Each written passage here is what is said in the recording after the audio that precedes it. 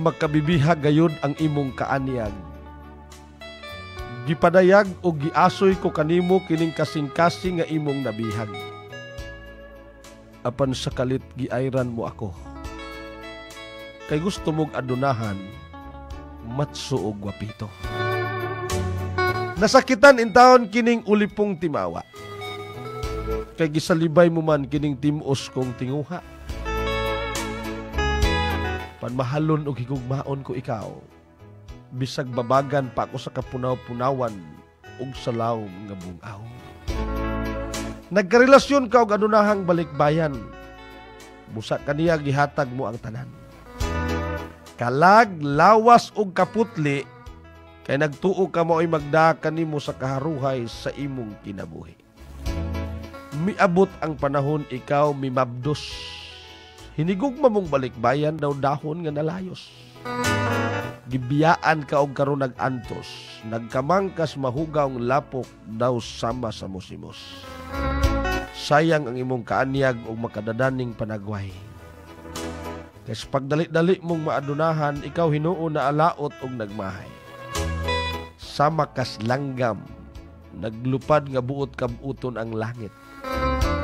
Apan pakyas kini kami pitaurok sa ubos nga mo'y hinungdan sa imong mga kasakit. Buot mong kalimtan ang mangilad nga lama sa imong kagahapon. Uban sa pagtuo nga ako mubalik, ug kanako ikaw magmalipayon. Apan ulahin na ang tanan, sa laing binuhat ako naghaid, naghapos, og nahiktan. Alang kaninyong tanan mga pinalanggang tigpaminaw.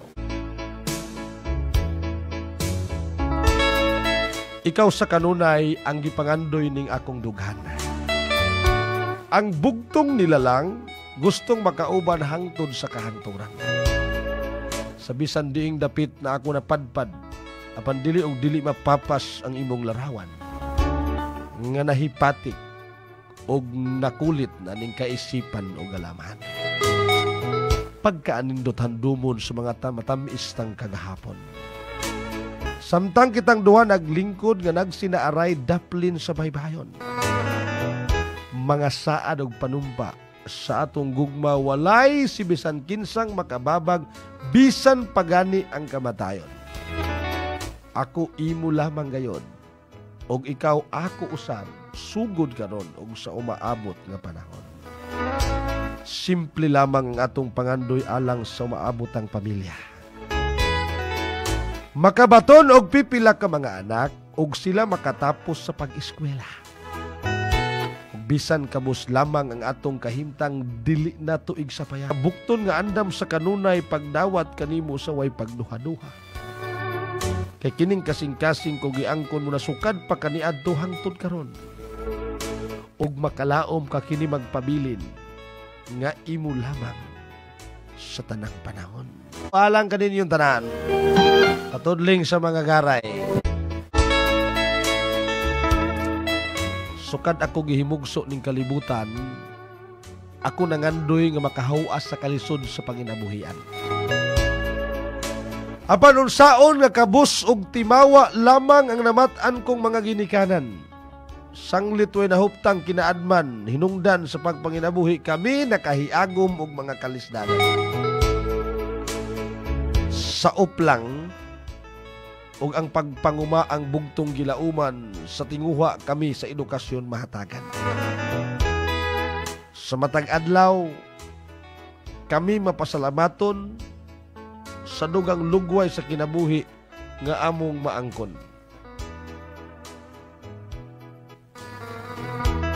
Nga kami kumplita o pagpadayon nga nakigbugno taliwala ning among gisagubang nga kawadon. Apan wa kami masulubon, bisan gani og mga salagon, ang sagad namong ipamahaw paniudto og panihapon.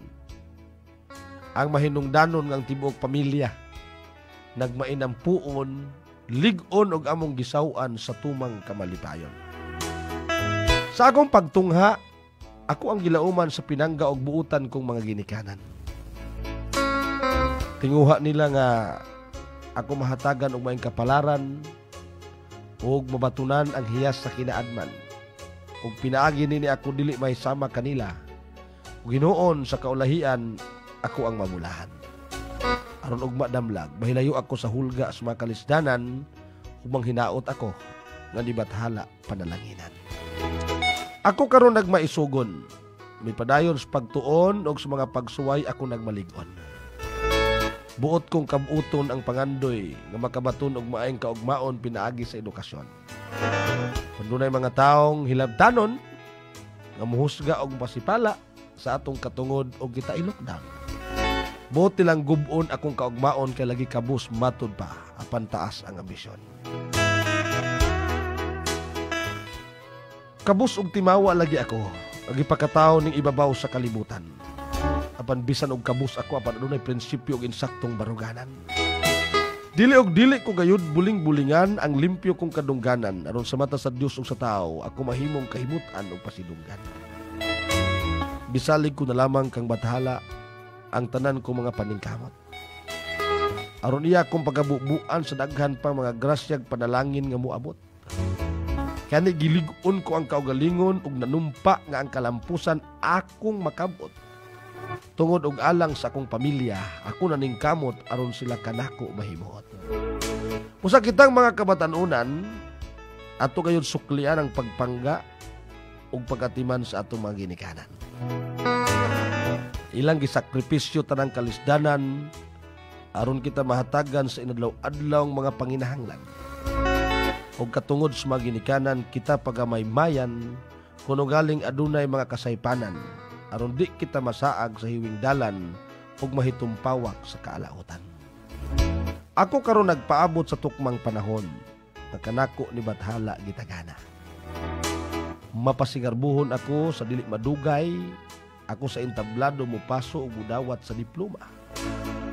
Ang mga pagpaningkamot ko nagbungag kalipay way sama. Ilabi na gyud si mama og si papa. Suwa ko damha nga kadako ni bathala gigasa, ako nakatapos sa kursong maestra. Usa akong gidasik ang mga kabatanunan susama kanakog kasinatian nga naagian.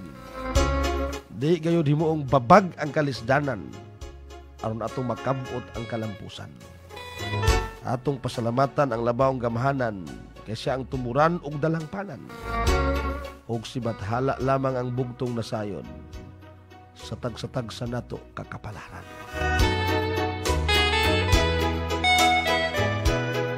Alang kaninyong tanan sa tudling sa mga garay. Okay. Namilit ako. Ives, salamat sa mga oras, Ives, no? Salamat kayo. Agad pauntang rasyag diwa, maguban ninyo kanunay. Kuya Cardo Villaron, timingon ng Diyos atong alagaran. Pinagis tinuray nga pagserbisyo sa mga katauhan. Maing pagpaminaw, Luzon, Visayas, ug Mindanao.